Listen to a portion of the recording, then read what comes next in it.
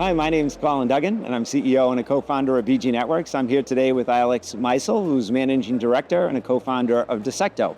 And today we're going to talk about threat modeling, risk assessments, and also cybersecurity testing for medical devices. So Alex, the FDA in the United States and here in Europe through the EU's medical device regulations, both are requiring that medical devices have threat modeling, risk assessments done, cybersecurity testing done before they can be released onto the market. What are your thoughts about a threat model done correct and what the benefits are? A threat model done correct basically starts at the very early ages of the developing of the product itself. So you don't actually have the product when you do your threat model. You have an idea about the product and you know what the product's functions are. And then you model first what the threats against those function. And with that idea, you can find out what the real threats are in the end. And this basically gives you some kind of confidence, and the confidence for the stakeholders of the product and your customers that you already start at the very beginning of your product development with a threat model which makes sense. And you can verify it even as a designer. There's no harm done doing something wrong in the design phase of a product, because you can ask a technical guy and he said, no, you don't do it that way, you do it the other way, and you can model a thread around it if you want to or make it right. Yeah, that sounds great. And I think that I would add to that is it also helps you understand the risks and helps you, if it's done correctly, prioritize the sort of risks. And to make...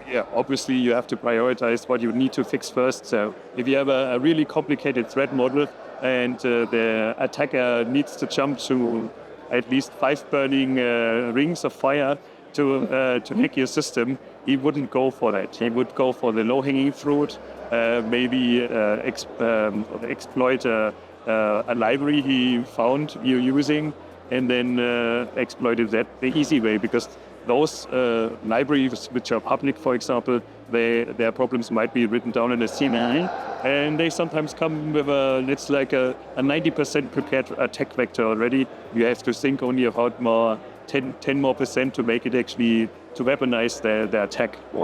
Yeah, absolutely. And I also think it has the benefit of it tells you what things you don't need to worry about. So I mean, bandwidth's limited in terms of engineering and design work. So you can make sure you focus on the most important things. And another reason I think that a threat model is important and a risk assessment is both the FDA and medical device regulations require it. So you can't release a device. For sure, you fulfill all the regulations. They love paperwork for whatever reason, but they're not the technical guys. They need something they can read and understand, and a threat model is actually quite good. Yeah, that's great. That's great.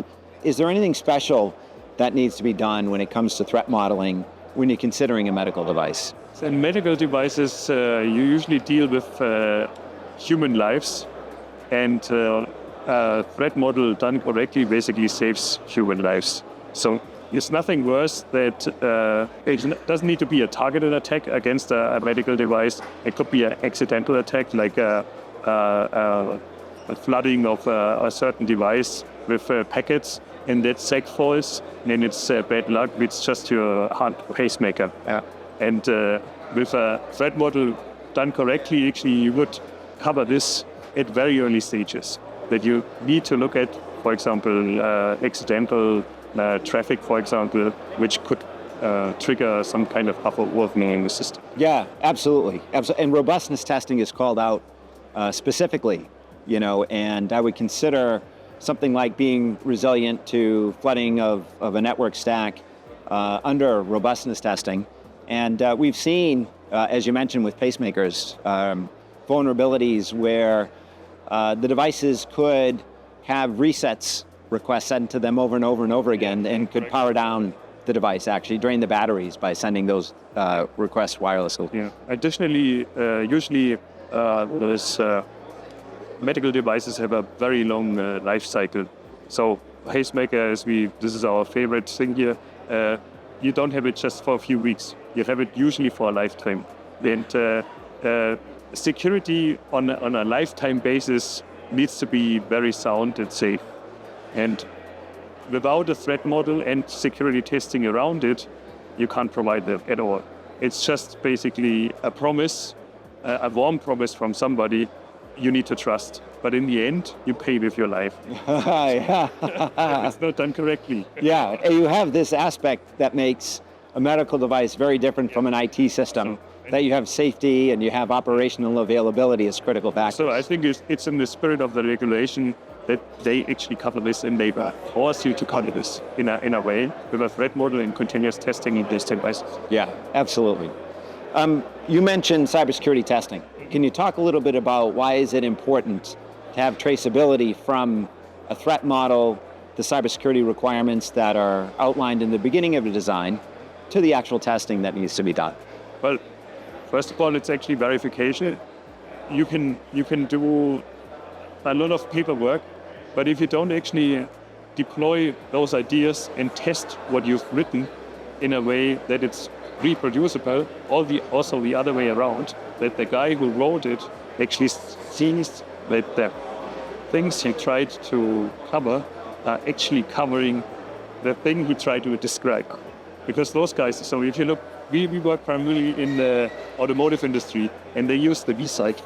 And in the V-cycle, you have those guys up here, the OEM requirements, they're purely technical. The car needs to be on the road, it needs to drive, it needs to have an indicator. Then we already, like with the indicator, we're going into the requirements elicitation, basically indicator, steering wheel would be nice, the wheels would be nice, windows would be nice, so you don't have flies in your face, and so on. But later, basically, from a security point of view, they are very close in the medical industry because their safety is very big. And it's usually the user error, which is good, and not the car manufacturer's problem. They had an exploding tire, or suddenly there were no windshields in the car, and everybody was driving around and had an accident with it. It's a kind of bizarre idea, but with the V model, they make sure that everything is covered. And those guys define the security on the left-hand side, and on the right-hand side, we verify, but also report back what has been defined. So there, for example, there might be caveats that those guys say, okay, for development purposes down here, you can use an encryption algorithm, which is called null encryption, for example. And with this null encryption, nothing is encrypted. And it's a valid protocol you can use. But sometimes they forget to take it out later here. It's still in the verification phase. The car's not yet driving around on the street, but we look at it and we do a test, and we see that everything is not encrypted, even though they fulfill the requirement. But they forgot to take something out. Yeah, absolutely. And I think it's very important to test for what we thought it was implemented, yeah, but it actually wasn't. It wasn't. Or are we using keys that are secure? Yes. There's Also another a very example. good example in the automotive industry, developers using example keys they found in the documentation to implement, and then simply forget to change it to something secure. Yeah. They should have trained that. Or the most bizarre experiment the thing I saw was that they said basically in the implementation, please use a random number here. For testing purposes, use 3. So what did they use? 3. Another number generator, which is kind of obvious in my eyes, and it was obvious to them, but it needed us to find the problem for them. Yeah, absolutely. And I think also there's been cases where people have left debug code actually in the device, and then that can give an attacker capabilities to interface to different buses, for example, that they wouldn't have access to otherwise. Information leakage is a very big thing. And sometimes, I'm not sure about the medical devices, maybe you know more, but in the automotive industry, even if a car is out in the field, they try to get debug information to somebody who can fix it. So they have a UART open, for example. Oh, yes. If you attach a diagnostic system to the car, you could read out what this thing basically knocked away. And usually this is harmless, but sometimes you see stack traces in there.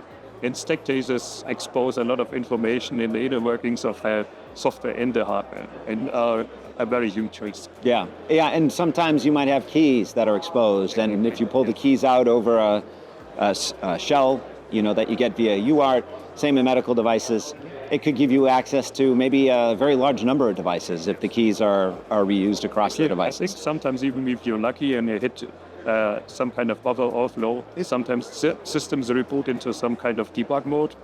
And this is also like a huge risk and should be taken care of. And only with automatic testing on a scale you will catch this, otherwise it won't.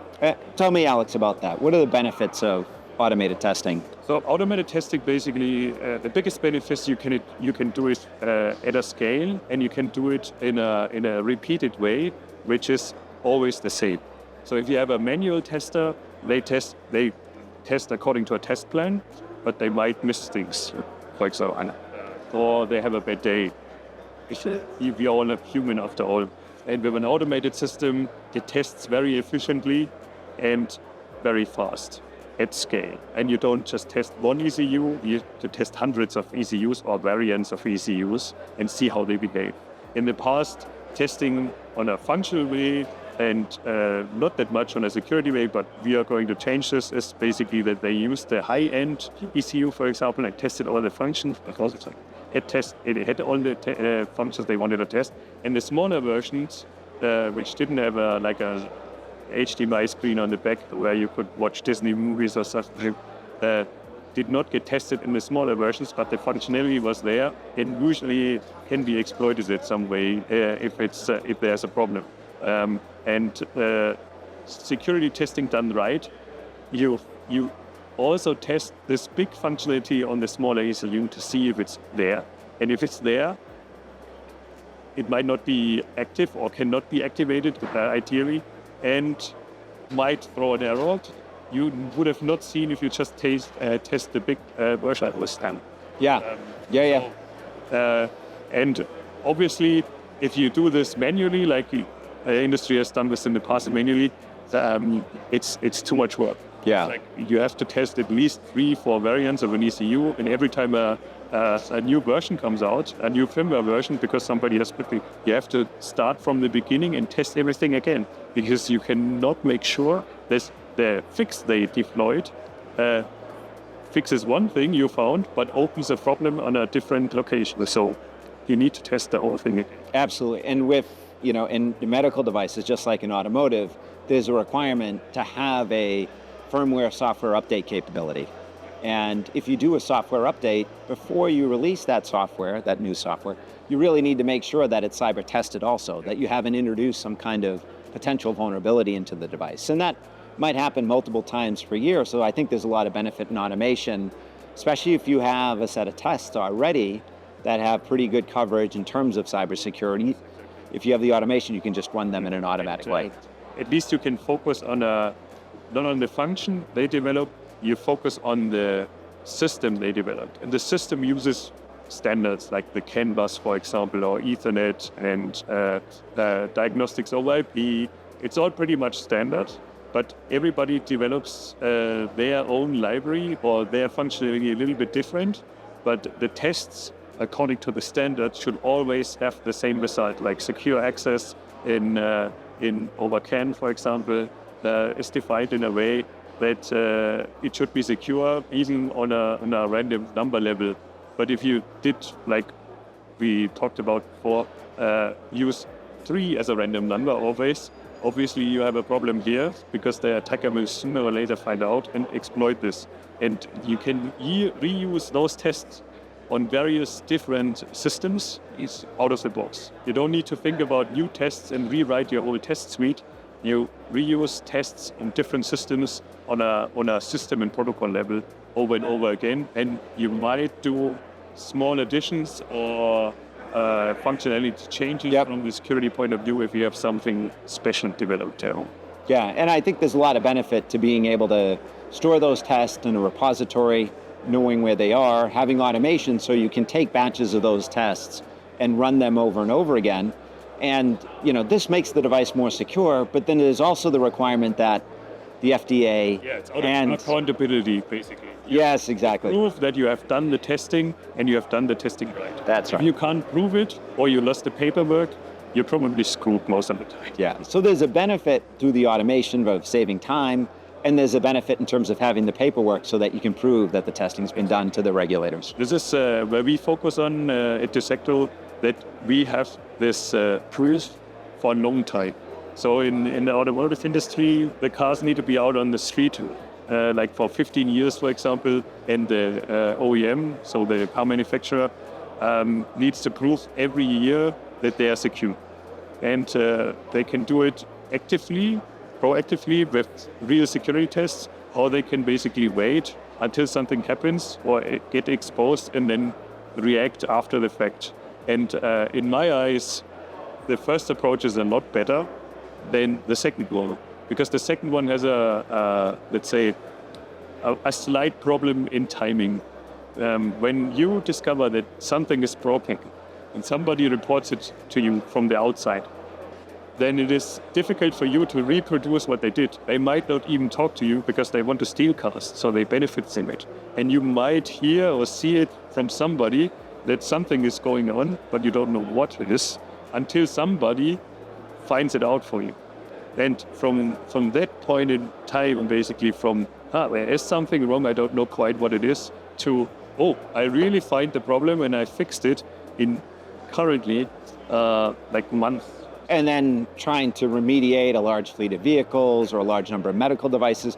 There's a lot of studies out there that have been done that show that fixing a bug earlier in the design process is a lot less expensive than if something's already deployed on the field. For me, like the FDA is on the right path here because they need to make sure that lives are not at stake with vulnerabilities, which is kind of the right thing in my eyes. Yes. Well, Alex, it's been great chatting with you. Thank you. Thank you, Colin. Yeah.